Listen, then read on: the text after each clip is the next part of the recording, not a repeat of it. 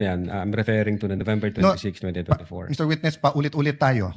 Yes, sir. Burahin mo na yung pinag-uusapan natin you're referring to. I'm asking you a direct question.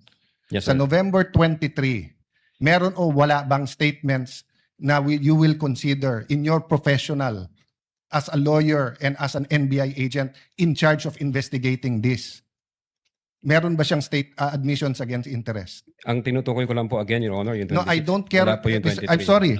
I don't care, Mr. Presiding Officer, kung anong tinutukoy mo. I'm asking you a direct question. November 23, video. Meron o wala siyang admissions against her interest doon? Attorney Lotok, yes, no, I do not know, I do not remember. We're referring to November 23, not 26. Yeah, I do not know, sir. Ang Oh, you do not know. nire-refer ko na... Yeah, don't tell me na. So you do not know. Okay. When she said, kung papatayin ako, may kausap na ako, patayin niyo yung tatlo. Is that an admission against interest? Yes or no? Based on that utterance, sir, yes, I think so. Yes. O kakasabi mo lang kanina, I don't know. Ngayon, yes. O ano pa? Ano pa sa video na yon na admission against interest? Meron o wala? Or I don't know? Yung utterances na yun, sir, Sir, bukod nga doon. to me, sir, yung utterances na yun, that's admission against Sir, interest. klaro na yon. Tinanong ka na ng presiding officer, sagot mo, I don't know. Tinanong kita ng diretso na sa video, biglang you know, biglang sasabihin mo na yun utterance na yon. So ang tanong ko na ngayon, bukod doon, aside from that, Sir, ulitin ko po yung sagot ko.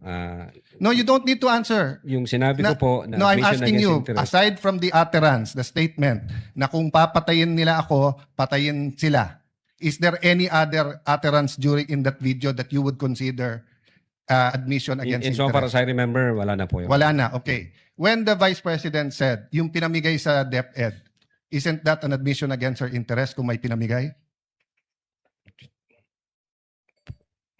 Siya po yung namigay, sir? Ikaw ang nanood ng video, ikaw nag-evaluate, ako pa magsasabi sa iyo kung ano laman ng video. Akala ko ba, tinignan nyo ng mabuti yung video?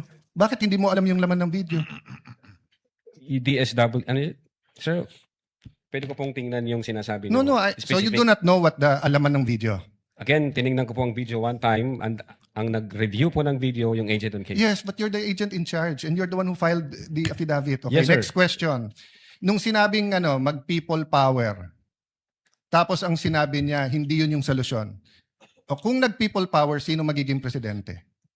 Kung nag-people power at mawawala ang Pangulong Marcos, sino magiging presidente? Siya, sir. Ako. So hindi ba admission against her interest din? Siguro sa interest niya, maging presidente. Pero ang sinabi niya, what? I think so, sir. Okay. So I mentioned 3. So my next question. When you have an admission against interest, do you take the whole admission or you can cut it up into parts? Again, Your Honor, yung If my admission against interest is 1 sentence or 1 paragraph or 3 sentences, can you take 1 sentence and say yun lang yung admission and the 2 other sentences are not? Can you divide I think it it up? should be the whole, sir. The whole sentence. So the whole sentence niya, nung sinabi niyang kung papatayin ako, is pinagbibintangan niya yung tatlo na papatayin siya. So if you say it's an admission against interest and you believe it, you also have to believe na papatayin siya nung tatlo. The same thing, if you're going to say na namudmud siya sa DepEd, ang sinabi niya galing sa First Lady yung pera. So you're also going to have to believe that. So if you're going to believe her na yung ibang sinabi is seditious, ngayon sinabi nga niya hindi solusyon ng people power. So as the evaluator, bakit hindi consistent yung evaluation niyo nung video? No, I think yung insofar as people power is concerned, I think sinabi niya yata na, yes ma'am, natutuwa ako dun sa ginagawa niyo. Hindi. Your Honor. Pwede ko pong ulitin. Your Let the record speak for itself. It's on Yes, Your page 26. Same paragraph nung sinabi niya papatayin, no? But having said that, last question, no? Bakit sa cybercrime ni-refer?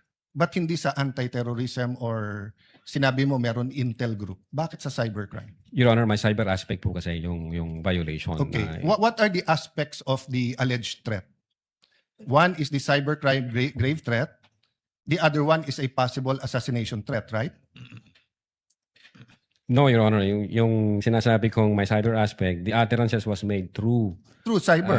And the by, utterance, in accordance with you, constitute grave threat. yes, sir. But if she meant it, and if it is true, and if it is accurate, it's also an assassination plot, isn't it? Kung totoo yung utterance niya, napapapatay kita, may kausap na ako, hindi ba assassination plot yun? Maybe, sir, yes. No, hindi maybe. NBI kayo nag-ano eh. May nagsabi sa presidente, papatayin kita. How much plain can that be as an assassination plot? That's why, sir, may validation process. That's sir. why may validation. Kaya yun yung tanong ko.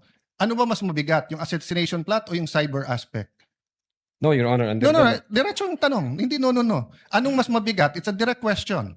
If you were NBI director now or whatever, you were PNP chief, dalawang iniimbestigahan mo, yung cyber aspect na pwedeng cyber libel, pwedeng grave threat, at yung assassination plot, ano mas mabigat sa dalawa? Ano yung prioritize mo?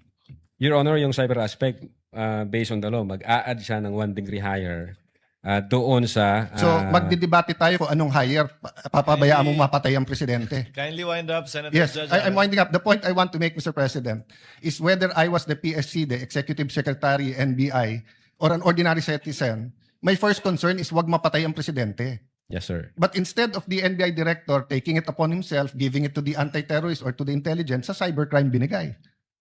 Your Honor, again, ulitin ko, yung utterances was made through information and so communication technology. Kaya may I hope if jurisdictional any one of my cybercrime colleagues here division. become president, magbago yung